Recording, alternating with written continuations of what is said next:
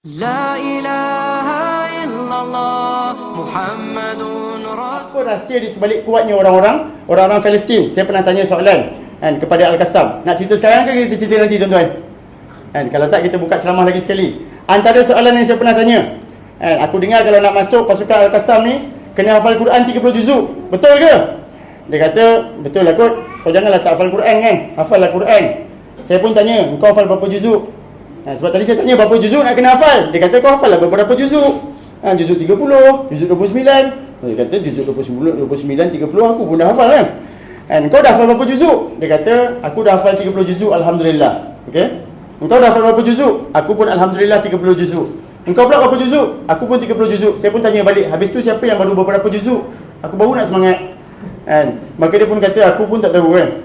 Hafal je lah Quran, aku dah hafal Quran daripada kecil dah. Tak ada orang tanya soalan ni kat aku kan. Soalan yang kedua, aku dengar lah kalau nak masuk pasukan Al-Qassam ni kena hafal hadis yang banyak. Betul ke tidak? Betul ke? Aku dengar masa kat Malaysia lah. Masa tu Facebook dah ada. Orang kecoh-kecoh kat dalam Facebook kalau nak masuk Al-Qassam ni kena hafal hadis, kena hafal Quran. Saya pun tanya depan-depan, kalau nak masuk Al-Qassam ni kena hafal hadis yang banyak. Berapa banyak nak kena hafal? Dia kata kau hafal lah hadis, janganlah tak hafal langsung. Saya pun tanya berapa banyak nak kena hafal. Dia pun kata alah lopek-lopek busuk-busuk pun kau hafal lah hadis 40. Hadis 40 tuan-tuan tahu tuan-tuan? Hadis 40 Imam Nawawi ada kat kedai buku kan. Yang hadis pertama dia innamal a'malu binniyat. Ada kat sekolah pun. Saya pun tanya, 40 hadis. Okeylah 40 hadis, aku pun dah hafal kan. Tanya dengan dia, kau dah hafal berapa hadis? Dia kata aku alhamdulillah dah hafal lebih kurang dalam 1800 hadis. Saya pun dalam hati kata tak guna kau kan. Main-main dengan aku kan. Tadi kata 40 hadis. Tapi kau sekarang 1800 hadis. Tanya lagi orang sebelah, kau berapa? Aku lebih kurang 1500 hadis macam tu lah. Pun sama juga. Lepas tu saya pun tanya balik siapa yang baru 40 hadis. Dia pun kata aku pun tak tahu. Ya aku tahu, aku dah hafal hadis daripada kecil dah. Soalan yang ketiga saya tanya, kalau nak masuk Al-Qassam ni kena solat subuh straight 6 bulan, tak boleh tinggal. Betul ke? Solat subuh berjemaah bukan solat subuh kat rumah. Kalau nak masuk Al-Qassam ni antara syarat dia adalah solat subuh berjemaah 6 bulan straight dekat masjid, tak boleh tinggal. Masjid ataupun surau. Betul ke? Kali ni dia gelak tuan-tuan. Kelakarlah kau ni, dia kata. Dia kata solat, kalau lah Al-Qassam ni kata solat subuh kena 6 bulan ke 6 tahun ke, aku masuk juga Al-Qassam ni. Dia kata solat subuh memanglah kat masjid. Ada ke orang solat subuh kat tempat lain? Habis tu kalau tak solat subuh kat masjid, engkau solat subuh kat mana dia tanya. Saya pun tersipu-sipu malu. Aku pun solat subuh kat masjid juga. Padahal kita beberapa kali terlepas subuh kan. Jadi kita lihat kalau ini rahsia yang ada kepada saudara kita kat Gaza, tak mustahil sampai sekarang Allah telah berikan kemenangan satu persatu. Walaupun tak menang habis lagi. Ini juga rahsia yang berada di Syria. Antara kekuatan mujahidin masih bertahan sebab ciri-ciri dia macam ni. Antara kekuatan Palestin masih bertahan sebab ciri-ciri dia macam tu. Maka tak mustahil Allah bagi kemenangan. Jadi saya bagi hadiah kepada tuan-tuan satu poster yang saya bawa balik. Saya bawa balik gambar je lah. Nak bawa balik poster tu masih tak bagi. Saya bawa balik gambar. Baru saya faham, lepas saya tengok poster ni, baru saya faham kenapa dia tampal muka kat masjid. Baru saya faham kenapa Gaza ni seberani itu. Dia tulis kat situ, la yasna'ul abtal.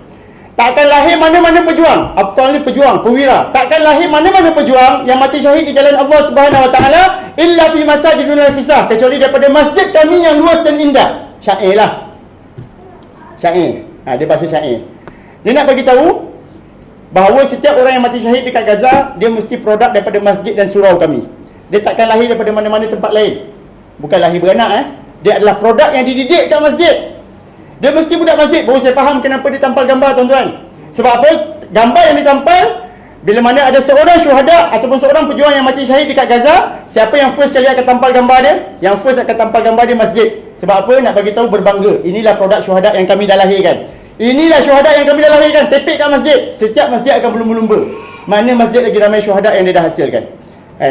Oleh itu dia orang lagi bersungguh-sungguh untuk cetak lagi ramai-ramai syuhada. Baris yang kedua dia kata firautatil Quran wa fi zilalil ahadis sahih, yang padanya terdapat taman-taman Al-Quran dan berada bawah lembayung hadis yang sahih. Nak bagi tahu apa? Syuhada yang lahir daripada produk masjid kami, dia adalah merupakan perangai dia macam Quran. Perangai dia macam sunnah Rasulullah sallallahu alaihi wasallam. Sebiji. Nak tengok macam mana Quran bergerak, tengoklah budak tu. Budak masjid ni. Sebab tu nak dapat peluang untuk mati syahid di jalan Allah Subhanahu Wa Taala, nak dapat peluang untuk perangai kita perangai yang berakhlak, maka datanglah ke masjid dan surau. Didik masyarakat kita untuk datang ke masjid dan surau. Baris yang ketiga dia kata asy'abu bi ghairi aqidah. Mana-mana kumpulan manusia yang pada mereka tak ada nilai akidah. Tak heran pun semayang ke tidak, tak kisah pun semayang kat masjid ke tidak, wa raqa tazruhu riyah. Seolah-olah kertas yang dikeronyok-keronyok, kertas kalau keronyok jadi apa tuan-tuan? Di sampah. Kita buang juga, tak pakai dah. Bagilah kertas apa pun. Akhir sekali dia kata man khana hayya 'alas solat.